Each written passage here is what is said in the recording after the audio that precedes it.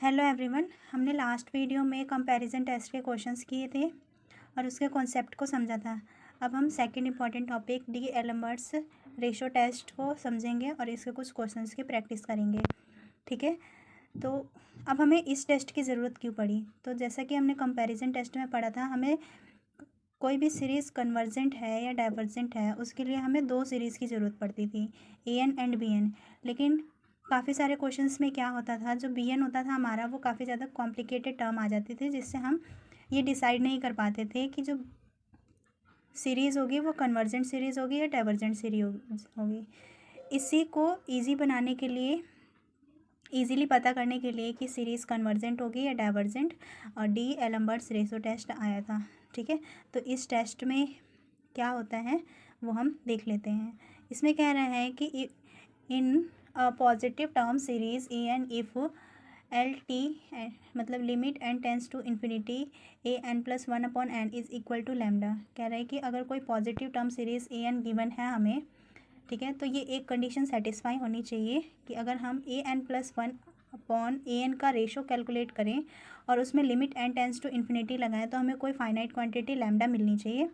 ठीक है, उसमें हम रेशो किसका लेते थे, A N upon B N, दो अलग अलग सीरीज़ हो जाती थी। लेकिन हमें इसी टर्म इसमें रेशो लेना है, ये दोनों ही टर्म इसी सेम सीरीज़ के होंगे, बस एक टर्म दूसरी वाले टर्म से बड़ा होगा। ठीक है, देन लैम्डा कैलकुलेट करने पर अगर लैम्डा लेस देन वन होता है देन सीरीज़ जो होगी हमारी वो कन्वर्जेंट होगी, and if lambda is greater than one then जो हमारी सीरीज़ होगी वो डाइवर्जेंट सीरीज़ होगी। ठीक है, इतना समझ आया।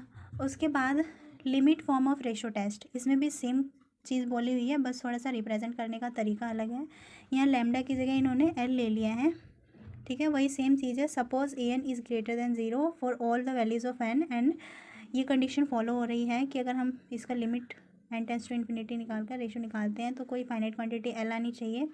देन अगर एल की वैल्यू लेस देन वन होगी तब तो सीरीज़ कन्वर्जेंट होगी। If L is greater than one then जो सीरीज़ होगी वो डाइवर्जेंट सीरीज़ होगी। If L is equal to one then जो हमारा जो रेशो टेस्ट है वो फेल हो जाएगा। ठीक है, इसमें इतना है। अब हम इसके क्वेश्चंस की प्रैक्टिस करेंगे। देन ये हमारा क्वेश्चन है, इसे हमें रेशो टेस्ट से सॉल्व करके पता करना है कि ये सीरीज़ कन्वर्जेंट होगी या डाइवर्जेंट सीरीज़ होगी। तो रेशो टेस्ट से सॉल्व करने के लिए सबसे पहले हमें A N plus one calculate करना होगा। तो इसे कैलकुलेट करेंगे तो कितना आएगा, एन प्लस वन फैक्टोरियल। ठीक है, और इसकी nth टर्म कितनी होगी, वन अपॉन एन फैक्टोरियल। अब हमें इसका रेशो कैलकुलेट करते हैं, लिमिट लगाकर एन टेंस टू इन्फिनिटी। तो ये क्या गिवन है, ए एन प्लस वन कितना है, one upon N plus one factorial into, इसको हम उल्टा करके लिखेंगे एन फैक्टोरियल। ठीक है, limit N tends to infinity. जब हम इसको सॉल्व करेंगे तो यहाँ पर इसको एन प्लस वन और एन फैक्टोरियल लिख सकते हैं, एन प्लस वन फैक्टोरियल को इस तरीके से लिख सकते हैं, और ये एन फैक्टोरियल, इससे ये कैंसिल आउट हो जाएगा और यहाँ पर हमारी वैल्यू कितनी बचेगी। तो अगर हम लिमिट इसमें लगाएंगे तो इसकी वैल्यू ज़ीरो आएगी। ठीक है, लिमिट लगाने पर इसकी वैल्यू ज़ीरो आएगी, और ये जो ज़ीरो वैल्यू है ये किससे छोटी है, ये वन से छोटी है। ठीक है, ज़ीरो वन से छोटा है, हैंस।